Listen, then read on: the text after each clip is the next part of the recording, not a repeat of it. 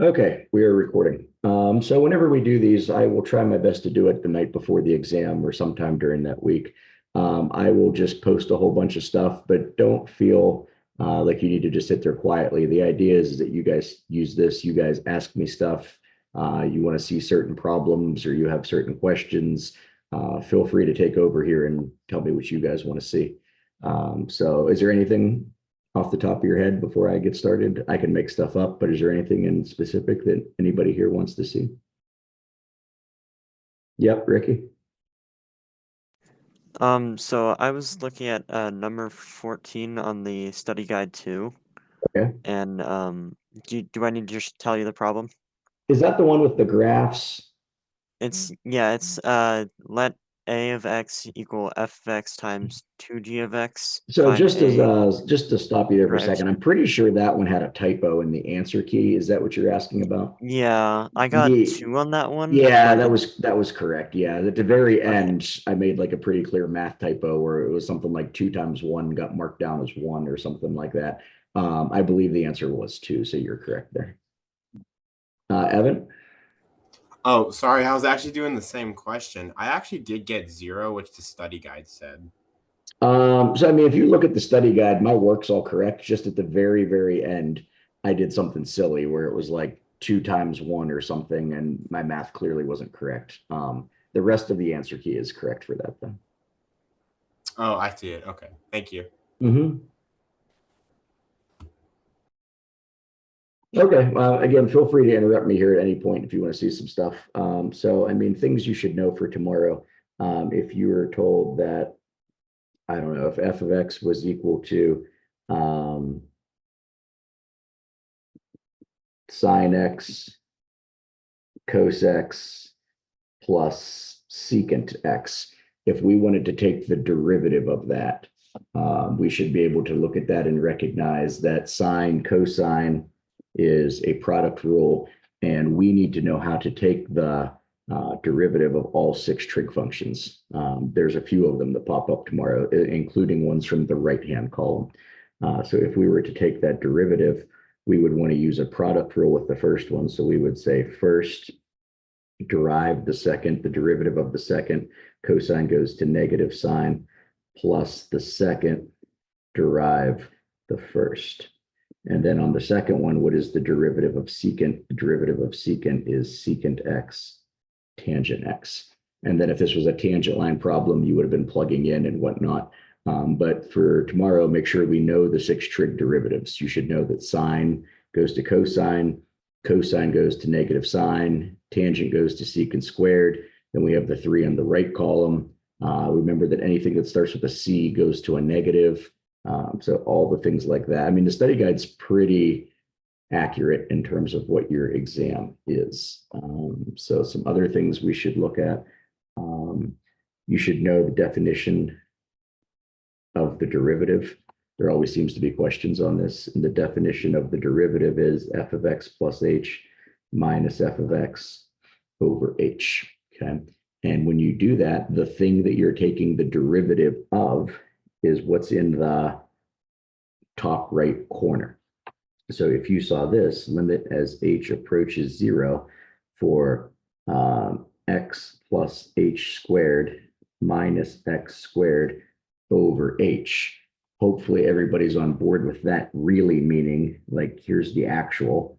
What it actually means is f of x equals x squared, find f prime of x. Now, taking it one step further, like we did in class, if you see the notation limit as h heads to zero, we're going to build off this last line. If we put a number in and do like 3 plus h squared minus 3 squared over h, then what that actually means is, and it's harder to identify because you don't see the variable, but this actually means f of x is equal to x squared, find f prime of 3. So what I told you guys in class was you want to look at the top right corner, mentally pretend that there's an x right here on top of this 3. And if we make that an x, you see the x squared.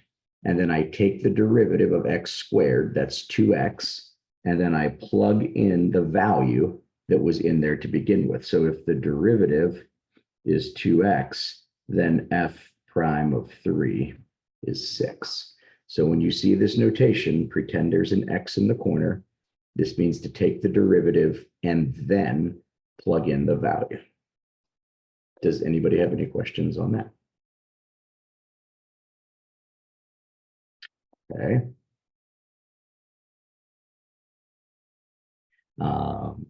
We should know that average rate of change means to find the slope, regular old algebra slope. So if you're told that f of x is equal to x squared minus 3x, and we want to find the average rate of change on 1 comma 2, then that really means that this is an x interval. So you are given 1 comma something, 2 comma something else. And if you're going to find those things, you want to take 1 and 2 and plug them into this equation. If I plug 1 into this, that's 1 minus 3 is negative 2. If I plug 2 into this, that's going to be 4 minus 6, also happens to be negative 2. And then that would be negative 2 minus negative 2 over 2 minus 1, negative 2 minus 2. So in that case, you would just get 0 for an answer. Whatever they present you with, though, your objective is to find the slope. It could also be shown using a graph. If they give you some graph and they want the average rate of change from 1 to 3, all you would do is go to the graph and look up the corresponding y values, and you would use those to calculate the slope. Okay. If you are asked for, let's say, let f of 2 equal 5, find the tangent line at x equals 2. And you are given the graph of the derivative. So the graph of the derivative f prime of x, we'll say it looks like this.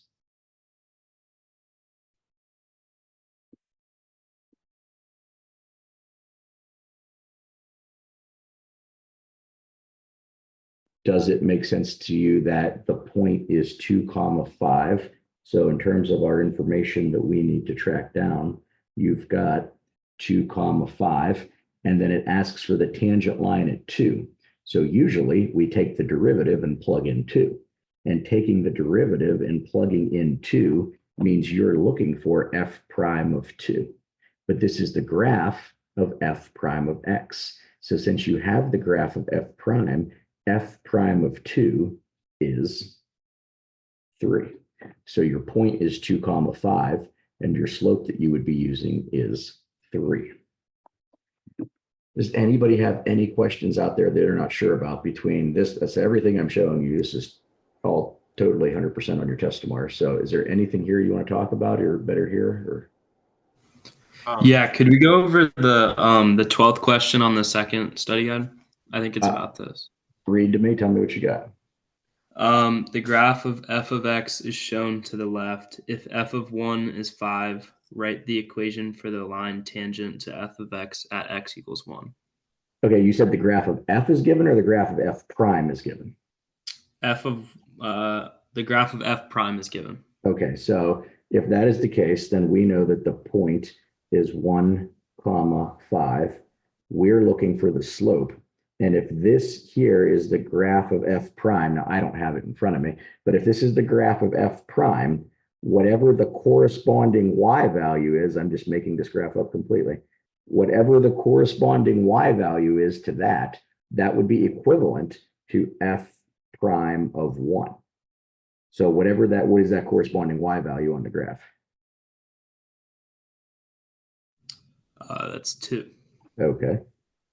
Does that make sense that that Yeah. would be your answer? So the whole key to this is, what graph do you have? If you have the graph of f prime, then you just look these values up just like you normally would. Okay, cool. Thank you. Evan, go ahead. For 14, again, so for that graph, it's not a f prime of x, it's just f of x with, just a normal f of x. Mm-hmm.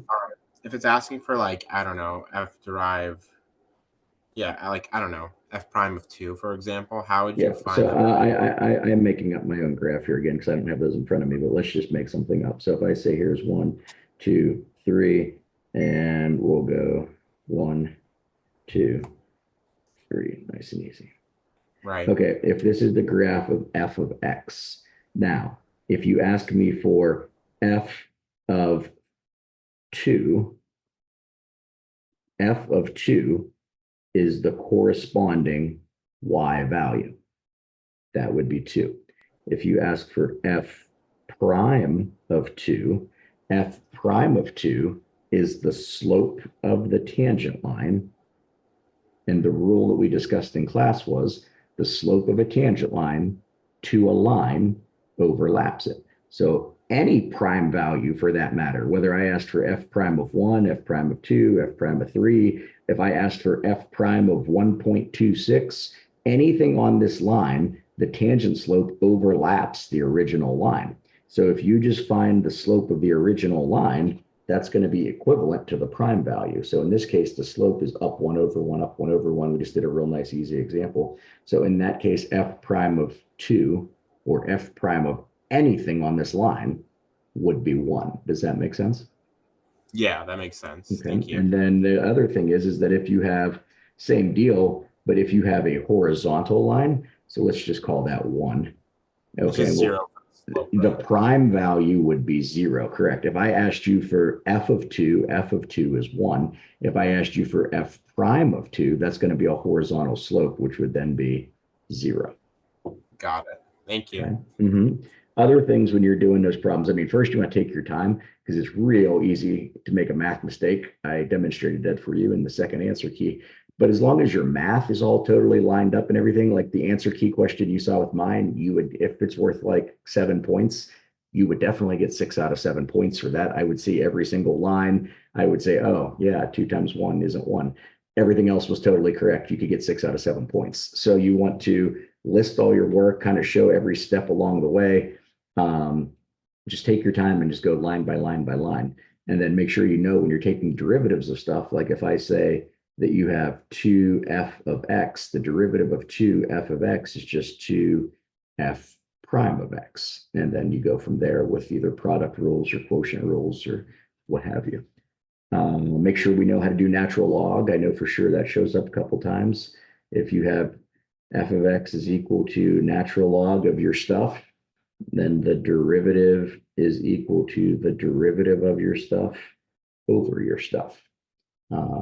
Every time, no matter what, the natural log disappears and it's the derivative of the interior function, we call it the stuff, over the original stuff that you started with. What else can I do, guys? I'm happy to answer questions. Got lots of time here. The study guide is very, very representative of what is on your test tomorrow. So anything else? Feel free to yell stuff out at me.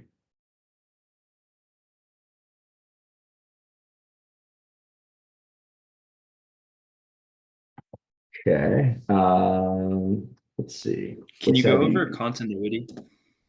Sure. There's a little bit of continuity tomorrow. Things you should know for continuity tomorrow would be you should be able to find the value k that makes whatever continuous. That's on the test tomorrow. So if I tell you f of x is equal to 2k x squared minus 3x for x is greater than 1, and we tell you 2x plus 1 for x is less than 1. And we want to find the value k that makes this continuous. So first off, if these two piecewise things are going to be continuous, that means 2k x squared minus 3x is going to have to be equal to 2x plus 1 when, in this scenario, x is equal to 1. So if we are going to set that up, we have to plug a 1 in everywhere there's an x. So this is 2k1 squared minus 3 times 1 is equal to 2 times 1 plus 1. This is 2k minus 3 is equal to 3. That's 2k is equal to 6. Divide by 2, and k is equal to 3. So to set that up, we need to let the top be equal to the bottom when whatever x value we're talking about is plugged in. You should also be able to list the rules of continuity. What are they? We should know that something's continuous when f of x is defined at x equals c. You need the limit as x approaches c from the left to be equal to the limit as x approaches c from the right. And we need to know the limit as x approaches c is equal to f of c. And the problem on the test tomorrow gives you a piecewise function. So f of x is equal to, I'm just going to totally make something up here. Let's say sine x plus 1 when x is greater than or equal to 0, and cosine x when x is less than 0. If that was the question that you were looking at, what's the story? Is this continuous? So it's kind of like a continuation of the last question. If it's continuous at 0, these two guys better be the same thing at 0. If I plug 0 into the top, you get 0 plus 1. You plug 0 into the bottom, we get 1. Sounds good. And then you would use these three rules off to the side in conjunction with that function to kind of explain your logic and explain what's going on. I believe that's it for continuity. For limits, I think there's one there. So there's 15 questions tomorrow. I'm just going totally off memory here. I think there's one question on limits, and then it has like an A, B, C, D. So like one of them is, factoring, and one of them I think is one of your special graphs. That being like absolute value of x over x, or 1 over x, or 1 over x squared.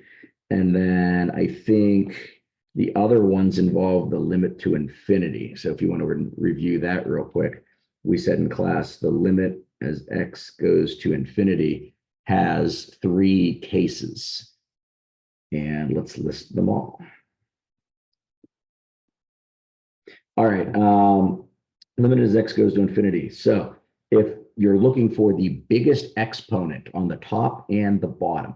So if I tell you 2x squared plus 3x to the 4th over 4x to the 3rd plus 2x to the 4th, okay? We're still looking for the biggest exponent. It's not necessarily always in the front. In this case, it's in the back. If the two exponents that are the biggest are the same, then the growth rate or the coefficients in front of them. So the result of that limit would be 3/2. So if the biggest exponent on the top and the bottom is the same, you take the coefficient in front of each. If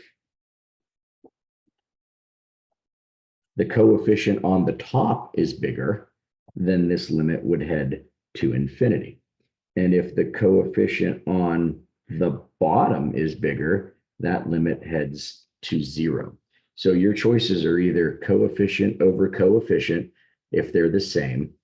If the top is growing at a higher rate, it's heading to infinity. And if the bottom is growing faster, it's heading to 0. That is everything on your test from last unit in terms of continuity and limits. Anything else on your minds that you would like to talk about?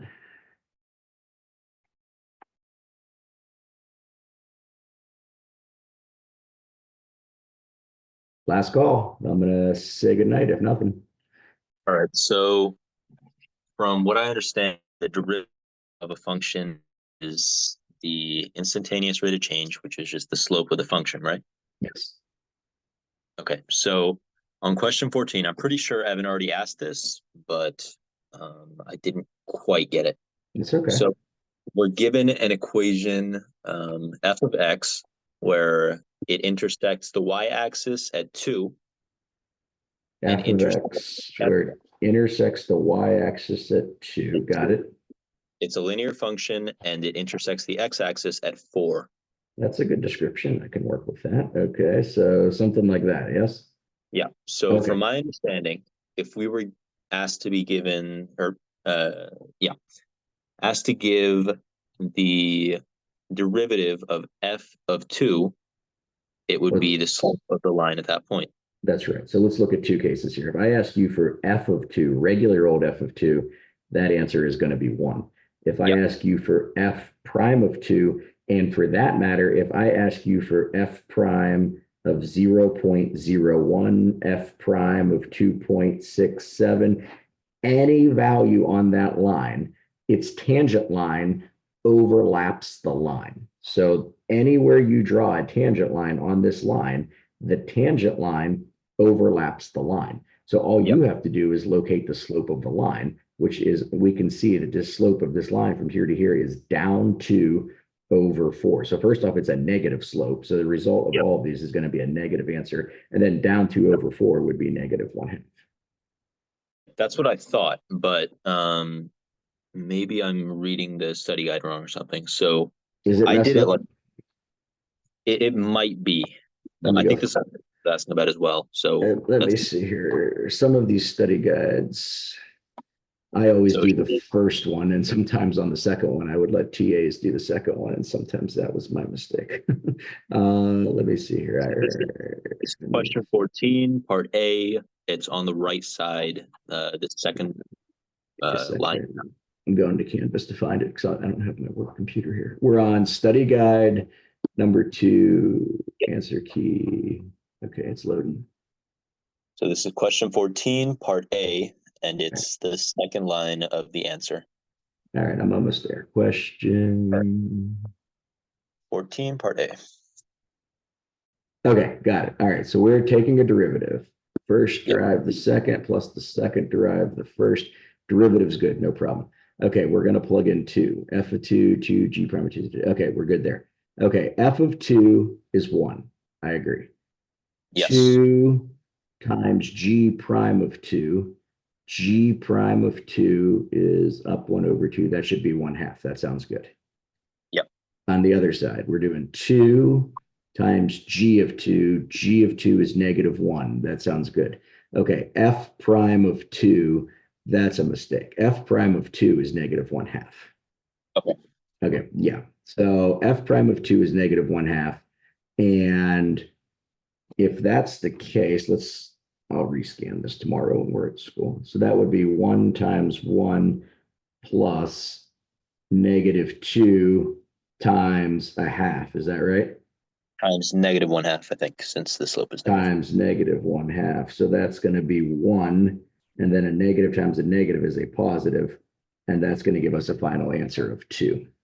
All right. Yeah, that's what I got. All right. Yeah, that's completely correct. Yeah, always stay on me. If there's some of those weird ones on the secondary study guide look off, I can rescan those and get those updated. But yeah, you get that completely correct. All right. Thank you.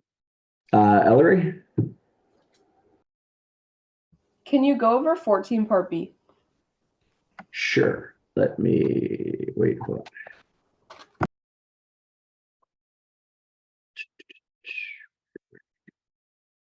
Okay, 14 part B. Okay, let me get a piece of paper here. That's a lot of writing. Okay, specifically like what part? So we've got B of X is equal to 2f of X over 3 G of X, and we're doing this at 2. Okay, so we're going to do a quotient rule, right?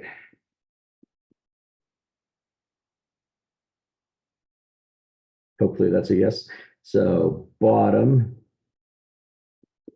derive the top, minus the top, derive the bottom, over the stuff on the bottom, squared. Okay, any questions with that derivative or still good? Still good. Still good. We're going to plug in 2. So b prime of 2 is 3 g of 2, 2f prime of 2 minus 2f of 2 3g prime of 2 over 3g of 2 squared. Okay, so Ellery, talk to me here. What is g of 2?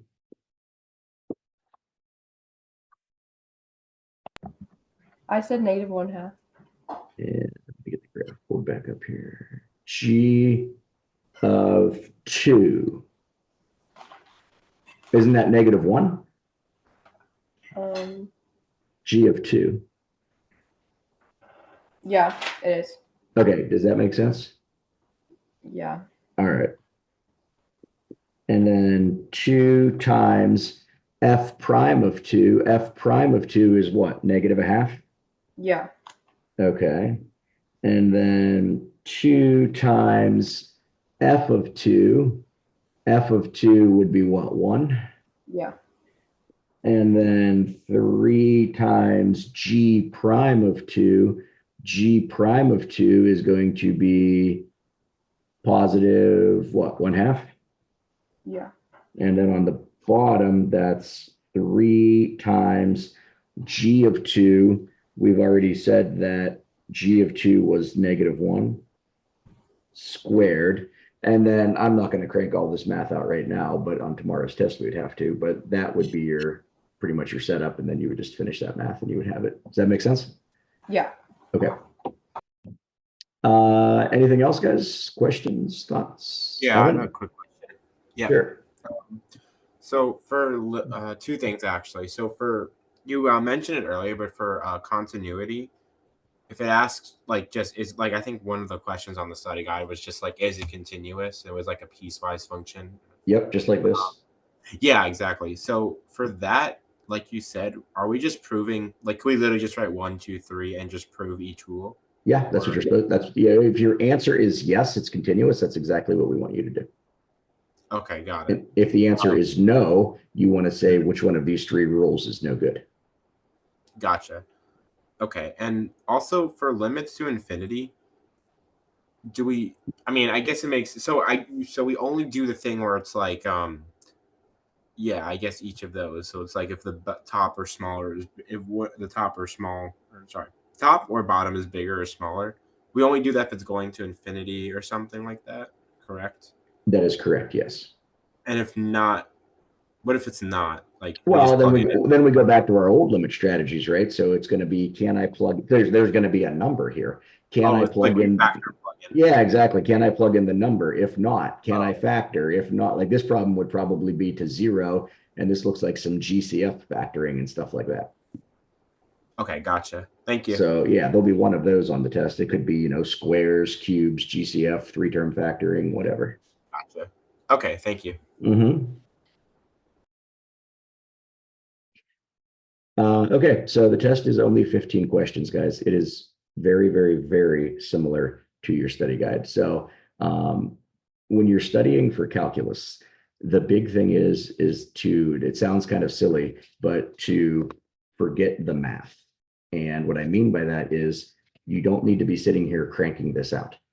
I don't need you to sit there with pencil and paper when you're studying. That does you no good. What you do need to do is study the ideas. No matter what you do, you're going to make a math mistake tomorrow. Most of you, anyways. And that's totally normal. But if you don't understand the ideas, like if you don't know what a product rule or a quotient rule is, you're in trouble. If you don't know what continuity is, you're in trouble. If you don't know the big ideas, that's what you want to be studying. You really can study for these tests without a pencil.